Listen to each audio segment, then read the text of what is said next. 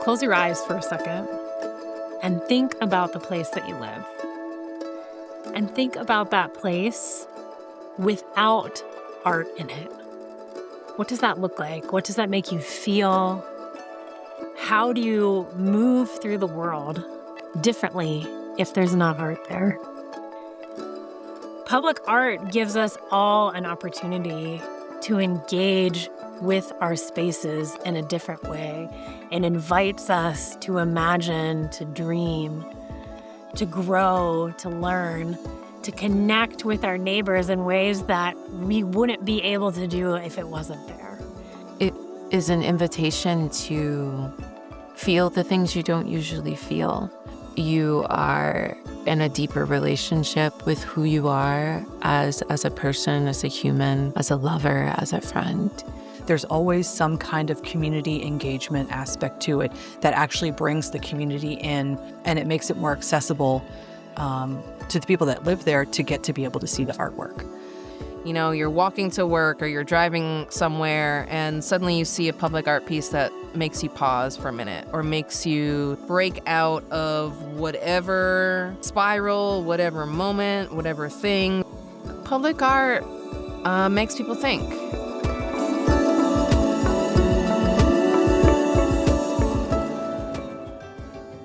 These artworks are only here for us to be with for a limited period of time, and then we get to experience something new together, and that's really cool. What's coming up next and in 2026 is so exciting. We are commissioning 3 artists this year: a performer, Aquarius Funkk, a poet, Arisa White, and a visual artist, Veronica, who are each doing artwork in our spaces, and it's going to be amazing. In the culture we live in, especially in the United States, there's a lack of imagination. And then imagination is also commodified. Creativity is commodified. People don't consider themselves artists, even when they are incredibly creative, because they haven't found a way to monetize their craft. I want my work to show people that you don't have to create for that reason, that we are all creative, we are all creators, and that we all can build worlds. I'm attempting to connect deeper to the land, to my roots, and to experiences here that I want to bring to light, both of my own and also of Black people that live in this state and who have left legacies here. What I decided I wanted to do is essentially a rededication ceremony. A one-day performance happening in Lincoln Park. At first, may sound controversial to some, but it is not a permanent change of any sort. More so of a layering of experiences, as well as a remembering of what this land is and who it belonged to and what it was before it became what it is now.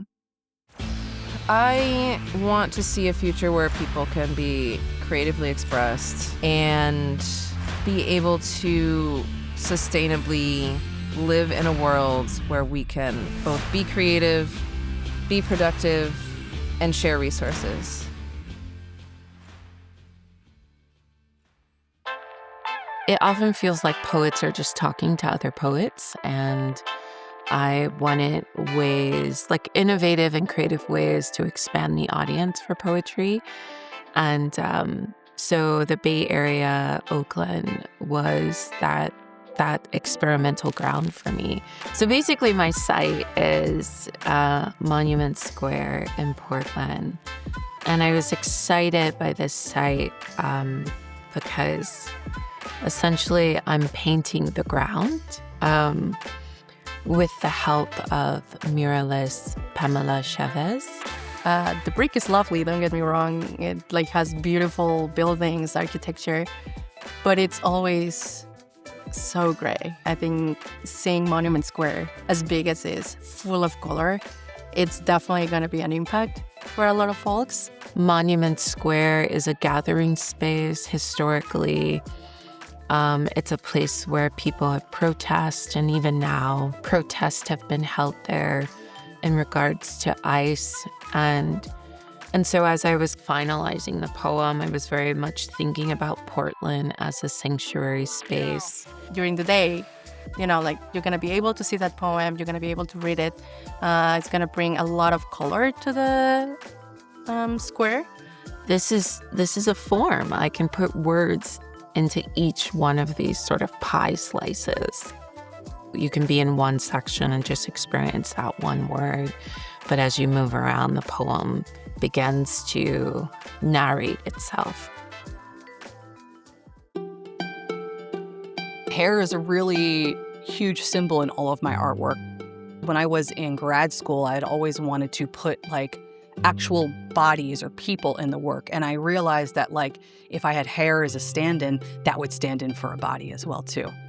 I've been working with hair for the past 10 years. It is intimate, it is expansive, it can mean everything and nothing at the same time. It has all of these really beautiful dualities and nuances to it. The name of this project is For Those We Have Forgotten. There's cannons in Fort Allen Park that point out to sea. I feel like that's really jarring for anybody that's kind of out there coming in and seeing these cannons pointed at you. And there's also a monument to the Spanish-American War. The Spanish-American War is when the U.S. and Spain were fighting over some territories in the West Indies, and that included Puerto Rico. Puerto Rico was kind of held in this limbic state, waiting for these two entities to stop fighting over each other. But did they ask anyone from Puerto Rico what they wanted? For me, symbols of war in America are always cannons, they're always guns, they're always swords to show our power. And that, to me, is really unsettling because of all of the violence that colonization has brought to us. I think about my dad shaving his afro to go into the army. It just doesn't engender the same kind of love and power that we as a nation need to move forward.